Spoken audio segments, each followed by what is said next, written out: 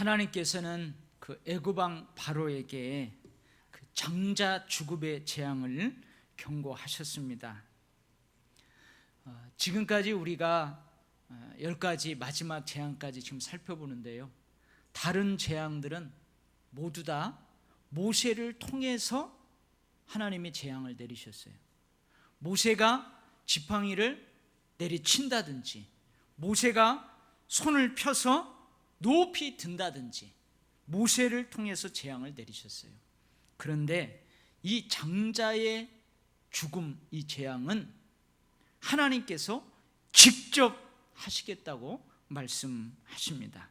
밤중에 내가 애굽 가운데로 들어가리니 애굽 땅에 있는 처음 난 것은 사람이든 가축이든 다 죽으리라. 그날 밤 하나님께서 경고하신 대로 하나님께서 직접 애굽 땅에 두루두루 다니십니다. 하나님께서 직접 애굽인의 모든 가정을 방문해 가지고 초태생의 생명, 처음 난 것의 생명을 거두어 가셨습니다. 애굽 왕을 비롯한 높은 지위에 있는 가정이든 낮고 천한 지위에 있는 가정이든 한 가정도 예외 없이 사람이나 짐승을 막론하고 처음 난 것의 생명을 하나님이 다 가져가셨어요. 모두 죽게 됩니다. 오늘 제가 읽어드리지는 않았지만 42절에서 이날 밤을 여호와의 밤이라고 기록하고 있어요. 그러나 이날 밤 이스라엘 자손에게는 사람이나 짐승을 막론하고 그 어느 누구도, 그 어느 것도, 그 어느 가정에도 죽음이 없으리라고 말씀하셨습니다. 역시 하나님께서 애굽 사람과 이스라엘 사이를 구별하셨기 때문에 그렇습니다. 그런데요, 장자 죽음의 재앙에서는 하나님께서 애굽 사람하고 이스라엘 사이를 구별하시는데요, 이것이 다른 재앙의 경우하고는 다른 특이한 점이 있어요. 다른 재앙의 경우에는 지역을 구별하세요. 지역을. 내 백성이 거주하는 고센 땅을 구별하여 이스라엘 자손들이 있는 그곳 고센 땅에는, 온 이스라엘 자손들이 거주하는 곳에는 여호와가 이스라엘의 가축과 애굽의 가축을 구별하리니. 지금까지의 재앙의 경우는 지역을 구별했어요. 고센이라는 지역을 구별했어요.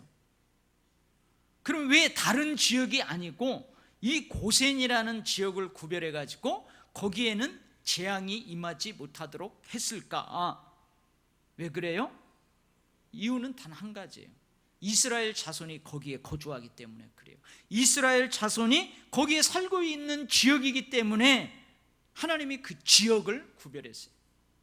만약에 이스라엘 백성들이 이 고센 지역이 아니고 신길동 지역에 거하면 이 신길동 지역을 하나님이 특별하게 구별하셔요. 지역을 구별하셨어요. 또 한 가지는요, 혈통을 따라 구별하셨어요. 아브라함, 이삭, 야곱, 즉 이스라엘의 혈통이면, 아브라함의 혈통이면, 히브리 민족이면 애굽의 혈통하고는 다르게, 애굽 민족하고는 다르게 구별됨을 받았어요. 그런데 이 장자 죽음의 재앙의 경우에는요, 이스라엘 자손이 거주하는 지역을 구별하지 않아요. 이스라엘 자손이 살고 있는 지역이라고 해서 그날 밤 죽음의 사자가 그 지역을 그냥 넘어가지 않아요. 고센이라는 성벽으로 둘러싸여 있는데 그 성읍 문 앞에 죽음의 사자가 딱 와가지고 여기는 이스라엘 백성들이 살고 있지 하고 그 성문으로 들어가지 않고 다른 곳으로 이동하지 않는다, 그 말이에요. 지역을 구별하지 않는다는 얘기예요. 혈통을 따라 구별하지 않습니다. 이스라엘 자손의 가정이니까, 히브리 민족의 집이니까 그날 밤 죽음의 사자가 그 집을 그냥 넘어가지 않습니다. 장자 죽음 재앙의 경우에는 뭘로 하나님께서 구별해요? 오늘 본문을 보니까 뭘로 구별해요? 피로 구별해요. 그 집 문 임방과 좌우 설주에 뿌려진 어린 양의 피를 보고 애굽인과 이스라엘 자손을 구별해요. 제가 일부 예배 때 문 임방을 양쪽 기둥이라고 하고 좌우 설주를 위아래 기둥이라고 했더니 그거 틀렸다고 잡아주는 사람이 있었어요. 여러분, 문 임방은 어디예요? 이 좌우 기둥이 이렇게 있잖아요. 문을 만들려면 좌우 기둥이 있고 이 좌우 기둥 사이 위아래에 또 이렇게 나무가 있어야 되잖아요. 그게 임방이에요. 좌우 설주는 두 기둥이고. 그러니까 문 사각으로 되어 있는 그 문에 다 어린 양의 피를 뿌렸다 이거예요. 피를 발랐다 그 말이에요.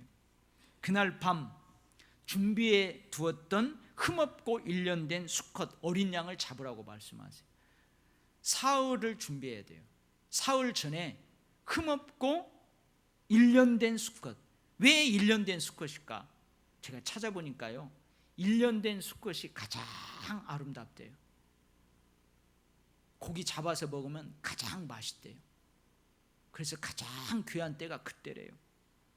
흠없고 일련된 수컷 어린 양을 4일 전에 준비를 딱 해서 잡으래요.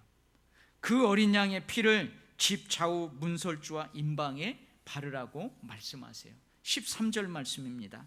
내가 애굽 땅을 칠 때에 그 피가 너희가 사는 집에 있어서 너희를 위하여 표적이 될지라. 구별하는 표적이 될지라. 내가 피를 볼 때에 너희를 넘어가리니 재앙이 너희에게 내려 멸하지 아니하리라. 야, 우리 꼭 싸우는데 꼭 너하고 나하고 피를 봐야 되냐? 그때 그 피를 봐야 된다 그 말 아니에요. 문 임방과 좌우 설주에 뿌려져 있는 그 피를 볼 때에 넘어간다 그 말이에요. 그래서 여러분, 유월절이라는 말이 영어로는 패스 오버예요. 패스가 뭐예요? 너 지나가 그 말이에요. 패스 오버, 너 건너가라 그 말이에요. 그래서 성경의 한문, 그 한문으로 된 성경을 가지고 있는 분들은 유월절을 과월절이라고 그렇게 번역한 데도 있어요. 과거가 뭐예요? 지나갔다 이거예요. 죽음의 사자가 이 집은 그냥 패스시켰다는 거예요. 그냥 넘어갔다 이거예요. 그래서 그걸 유월절이라고 그래요. 22절에서 23절 말씀입니다. 우슬초 묶음을 가져다가 그릇에 담은 피에 적셔서 그 피를 문 임방과 좌우 설주에 뿌리고 아침까지 한 사람도 자기 집 문 밖에 나가지 말라. 여호와께서 애굽 사람들에게 재앙을 내리려고 지나가실 때에 문 임방과 좌우 문설주에 피를 보시면 여호와께서 그 문을 넘으시고 멸하는 자에게 너희 집에 들어가서 너희를 치지 못하게 하실 것임이니라. 여러분, 지금까지의 재앙하고는 다르게 마지막 생명과 관련되어 있는 가문의 대표자이고 가문의 상속자인 장자, 장손의 생명을 거두가는 일, 이것은요 지역으로 구별하지 않아요. 혈통으로 구별하지 않고 어린 양의 피를 통해서 구별해요. 저는 한번 좀 엉뚱한 생각을 한번 해봤어요. 이 마지막 장자 죽음 재앙의 경고를 애굽 사람들도 받았어요. 그리고 이스라엘 백성들도 받아요. 이 경고를 받은 이스라엘 백성들이 한번 이렇게 행동했다고 한번 생각해 보세요. 좀 엉뚱한 생각인데요, 근데 그럴 수 있어요.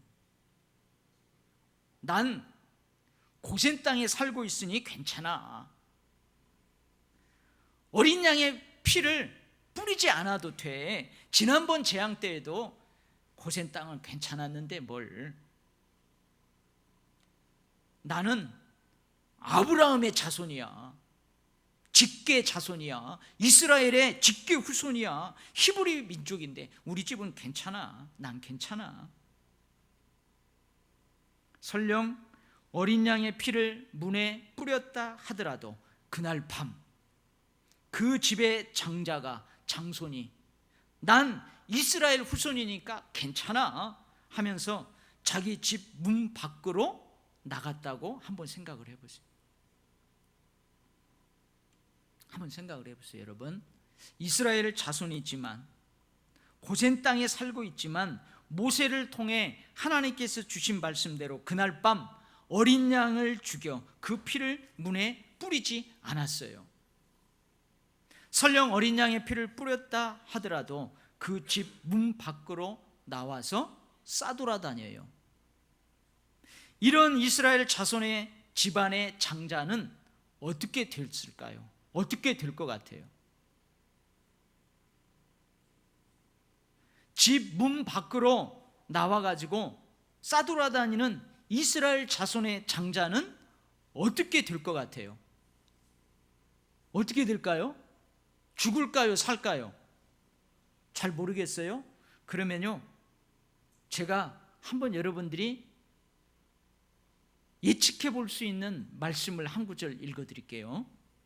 출애굽기 9장 20절에서 21절 말씀이에요.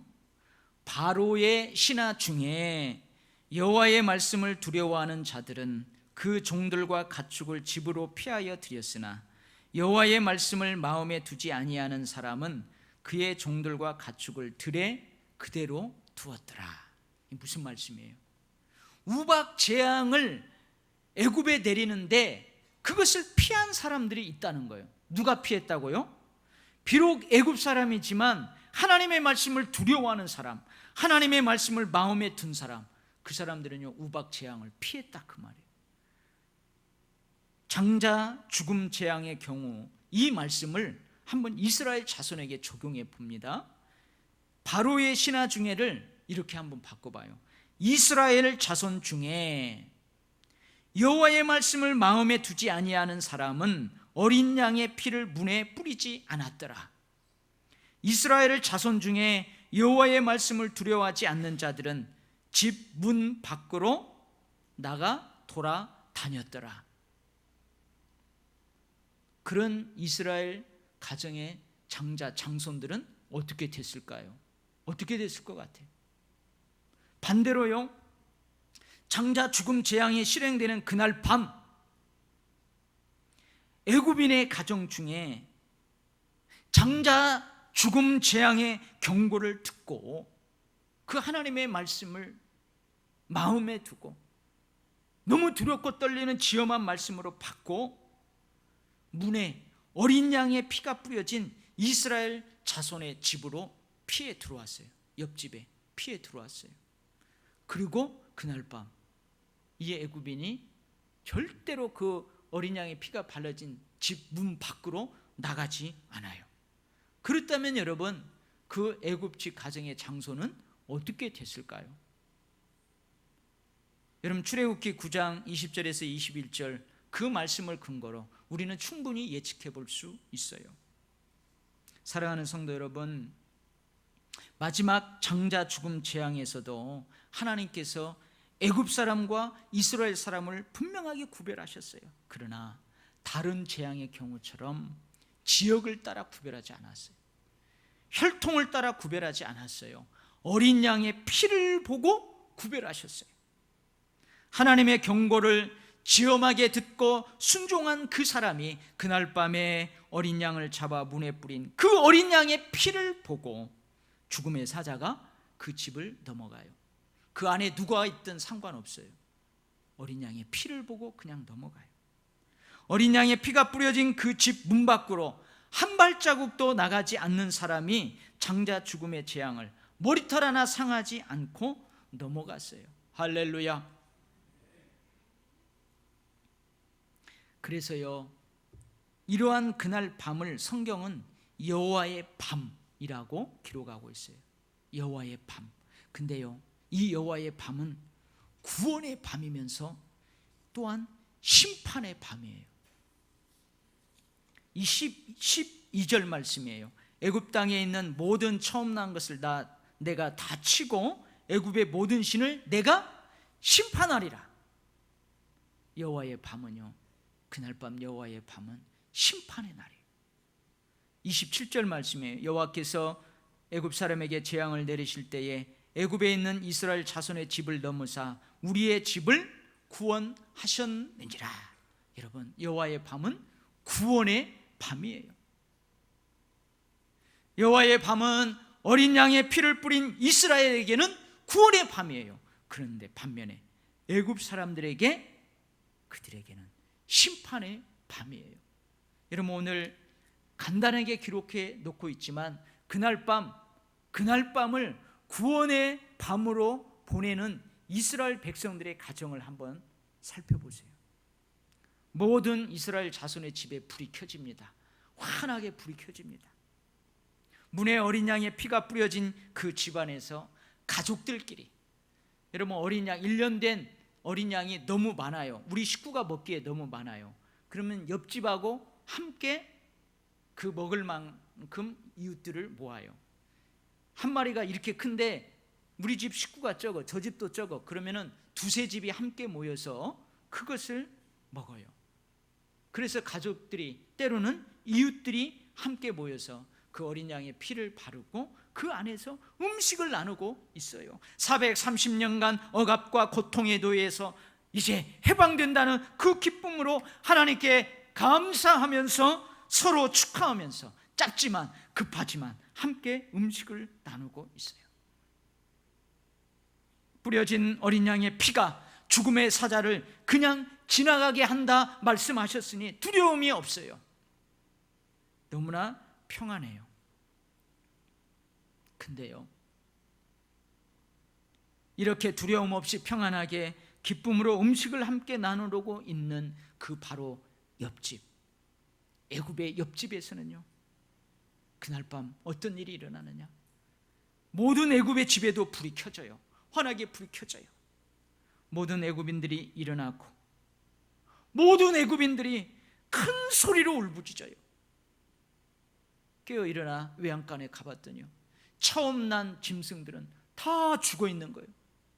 어떻게 죽었는지도 모르게 다 죽어 있는 거예요. 아이들 방에 들어가 보니까 우리 가정을 책임지고 이끌어가야 될 우리 장남 장손이 죽어 있는 거예요. 피 한 방울 흘리지 않고 외상은 하나도 없는데 어떻게 죽었는데 죽어 있는 거예요. 그래서 울부짖기 시작해. 죽음의 사자가 예외 없이 초태생의 생명을 거두어 갔기 때문에 그래요. 애굽인들은요, 그날 밤 심판의 밤이었어요.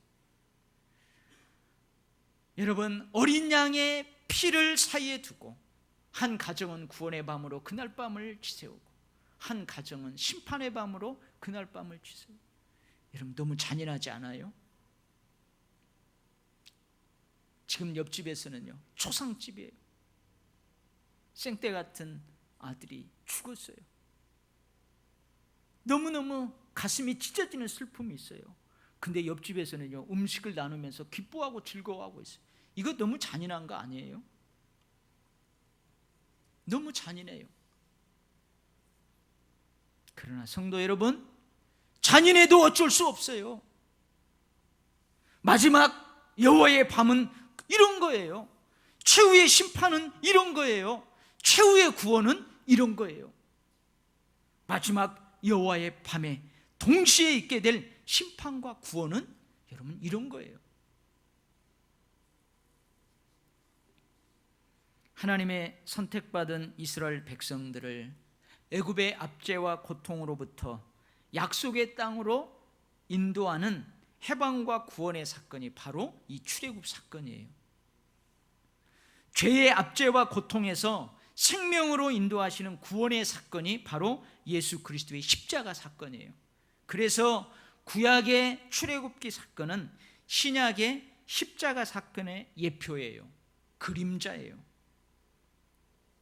죄의 종노릇 그리고 그 범죄의 결과로 주어지는 고통과 억눌림이 있는 애굽에서 살았어요. 그곳에서의 삶에서 떠나 하나님의 자녀로, 하나님의 백성으로, 그리고 그 백성에게 주어지는 축복의 땅 가나안으로 들어가는 사건이 바로 십자가 사건이에요. 그날 밤 문 임방과 좌우 설주에 피를 뿌리고 죽은 어린 양은 사실은 그 집안의 장자의 생명을 대신하여 죽은 것이에요. 어린 양이 대신 죽고 살아난 장자의 생명, 그래서 그 생명은 하나님의 것이에요. 그래서 여러분 출애굽기 이후를 읽어보세요. 하나님 계속 말씀하세요. 뭐라고 말씀하시냐면 이스라엘 민족의 모든 장자는 다 내 것이다. 그 장자를 대속하라고 말씀하세요. 여러분, 대속한다는 게 뭐냐? 하나님의 것이니까 하나님께 바치라는 말이에요. 근데 사람은 죽여서 바칠 수 없잖아요. 그러니까 그 아들 대신 다른 것을 대속하라는 거예요. 그래서 하나님은 이스라엘 각 지파의 장자의 수를 세어내려. 그리고 그 수만큼 거의 비슷합니다. 레위 지파를 이스라엘 장자를 대신하여 하나님의 것으로 특별히 구별해요. 모든 짐승에 처음 난 것은 하나님의 것이라고 그래요.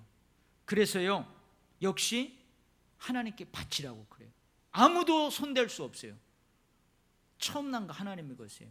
그래서 짐승은 처음 난 것을 하나님께 목을 비틀어서 제물로 바치든지 아니면은 산제물로 바치든지 반드시 바치라고 그래요.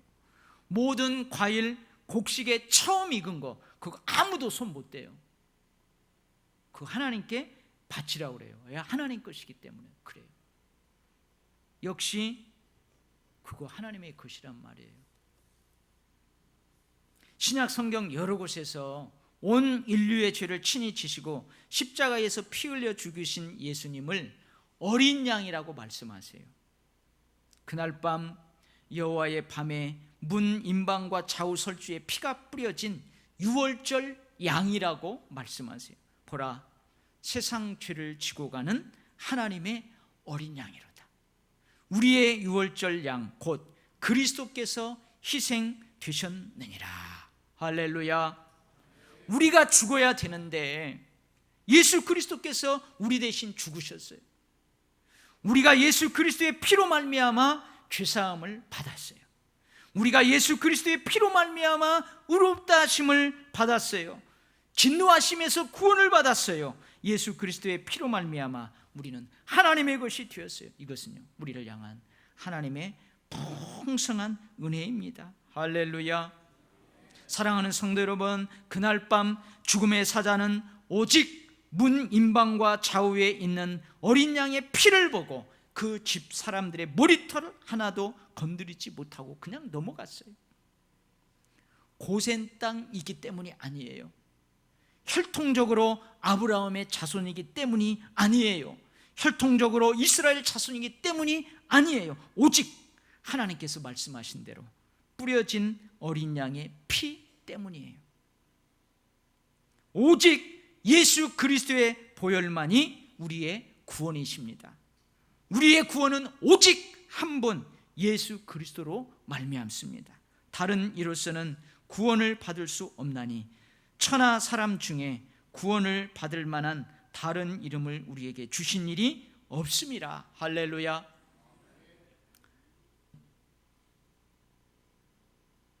오늘 신중합니다. 오늘이 어쩌면 여러분에게 기회일지도 몰라요. 마지막 여호와의 밤은 기회가 없어요. 잔인한 밤이에요. 잔인해도 어쩔 수 없어요. 여러분, 오늘 여러분의 마음의 문에 예수 그리스도의 보혈이 뿌려져 있습니까? 여러분, 집안 대대로 예수를 믿는 가문의 자식이기 때문에 구원받는 것 절대 아니에요. 우리 할머니가, 우리 할아버지가, 우리 어머니가, 우리 아버지가 교회 나가자 하니까 어쩔 수 없이 이 교회라는 이 지역에 있기 때문에 구원받는 거 아니에요. 이 예배의 자리에 있기 때문에 구원받는 거 아니에요. 혈통에 따라서 구원받는 거 아니에요. 내 남편이 예수 믿으니 아내인 나는 당연히 구원받는 거 아니에요. 내 아내가 예수 믿으니까 남편인 나는 당연히 구원받는 거 아니에요. 우리 어머니가, 우리 아버지가 예수 믿으니까 나는 당연히 구원받는 거 아니에요. 교회가 무슨 행사 있을 때마다 내가 뭘 하니까 나 구원받는 거 아니에요. 교회를 핍박하지 않고 교회에 대해서 긍정적인 마음을 가지니까 내가 구원받는 거 아니에요. 여러분 점검해 보세요.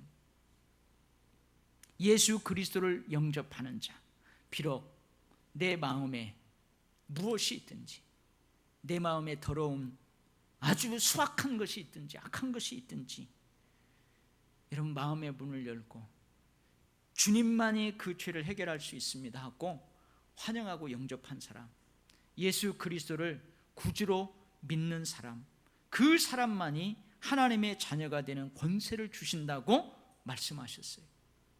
그 말씀하신 하나님으로부터 구원은 나옵니다. 여러분 어때요? 지금 여기 앉아있는 사람들 중에서 진짜 예수를 영접했습니까? 그러면 한번 아멘 해보세요. 여러분 가슴에 손을 한번 얹어봐요. 진짜 신앙 고백으로, 누구 때문에, 뭐 때문에가 아니고요. 여러분 예수 그리스도를 영접하셨습니까? 여러분은 예수 그리스도를 나의 구주, 나의 하나님으로 믿습니까? 예, 그 믿음만을 통해서 구원받아요. 그렇지 않으면 그날 밤, 여호와의 밤은 잔인한 밤이 될 거예요. 그러나 예수 그리스도를 영접한 사람은 구원의 밤이 될 거예요. 우리 각자의 마음의 문 임방과 좌우 설주에 어린 양 예수 그리스도의 보혈을 뿌려야 합니다.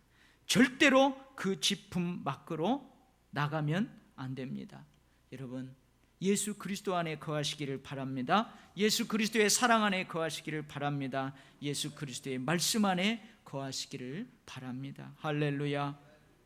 그날 밤, 여호와의 밤은 기쁜 밤, 은혜의 밤이기도 하지만 잔인한 밤이었습니다. 왜요? 구원과 심판이 동시에 있기 때문에 그렇습니다. 여러분 복음에도요 이러한 양면성이 있어요. 고린도후서 2장 15절에서 16절 말씀입니다. 우리는 구원받은 자들에게나 망하는 자들에게나 하나님 앞에서 그리스도의 향기니 이 사람에게는 사망으로부터 사망에 이르는 냄새요, 저 사람에게는 생명으로부터 생명에 이르는 냄새라. 누가 이 일을 감당하리요? 예수 그리스도를 영접하는 자들, 예수 그리스도를 믿는 자들에게 예수 그리스도는 생명이에요. 구원이에요. 예수 그리스도의 보혈은, 예수 그리스도의 십자가는 미련한 것이 아니에요. 그러나 예수 그리스도를 거부하는 자들, 예수 그리스도를 믿지 않는 자들에게 예수 그리스도는 사망이에요. 심판이에요. 예수 그리스도의 십자가를 미련하는 것으로, 부끄러움으로 여기는 자들은 사망이에요. 심판이에요. 마음의 문에 예수 그리스도의 보혈이 뿌려진 우리들에게 예수 그리스도는 영원한 생명인 줄 믿습니다. 구원이신 줄 믿습니다. 예수 그리스도를 믿는 우리들에게 예수 그리스도는 평안입니다. 즐거움입니다. 기쁨입니다. 소망입니다. 할렐루야. 그런데요, 아직도 이 구원의 기쁨과 즐거움, 평안과 소망을 모르는 사람들이 우리 주변에 참 많습니다. 우리 교회는 생명으로부터 생명에 이르는 향기이든 사망으로부터 사망에 이르는 냄새이든 그들을 어린 양의 피가 뿌려진 구원의 집으로 인도해야 될 사명이 있는 줄 믿습니다. 우리 주변에 더 많은 사람들이 여호와의 밤을 잔인한 밤이 아닌 은혜의 밤, 기쁨의 밤으로 맞이할 수 있도록 누가 이것을 감당하리요? 여러분, 우리가 감당해야 될 줄 믿습니다. 그래서 여러분, 우리가 몸부림을 치는 거예요. 이 사명을 감당하려고 몸부림을 치는 거예요. 여러분, 한번 여러분의 자녀들, 여러분 신앙을 한번 점검해 보시기 바랍니다. 믿음을 점검해 보시기 바랍니다. 제 딸아이가요, 고3 때 너무 힘들었나 봐요. 큰 딸아이가 하루는 울면서요, 아빠, 나 하나님이 계신지 안 계신지 모르겠어. 아빠, 내가 예수를 믿는지 안 믿는지 모르겠어. 제가 얼마나 큰 충격을 받았는지 몰라요. 여러분, 제 큰딸아이 알잖아요. 수요일 날도 와가지고 어떤 때 새벽기도도 따라서 오고, 아니 아빠 따라서 그러는데 나는 얘가 믿음이 있는 줄 알았어요. 하나님 잘 믿고 예수 잘 믿는 줄 알았어요. 근데요, 그렇게 고백해서 내가 충격을 먹어가지고 그날 저하고 같이요 오랫동안 얘기했어요. 지금도 기도해요. 저거 믿음 흔들리면 어떡할까? 여러분 한번 점검해 보세요. 백날 교회 나와도요, 예수 그리스도의 보혈이 없으면 그건 처치맨이 되는 거예요. 썬데이맨이 되는 거예요. 기도하겠습니다. 하나님 아버지, 우리 대신 죽으신 어린 양이신 예수 그리스도의 보혈로 우리가 구원을 받았습니다. 죽어도 사는 부활의 생명을 가지고 살아있는 생명을 살아가고 있습니다. 때로는 깨어집니다. 넘어집니다. 마음으로는 원이로되 육신과 감정이 약하여 쓰러지고 넘어질 때도 있습니다. 그래도 여전히 주님 안에 거합니다. 문 밖으로 나가지 않습니다. 이것은 전적인 하나님의 은혜인 줄 믿습니다. 오 주님, 마지막 여호와의 밤을 구원의 밤으로 맞이하기까지 문 밖으로 나가지 않게 하옵소서.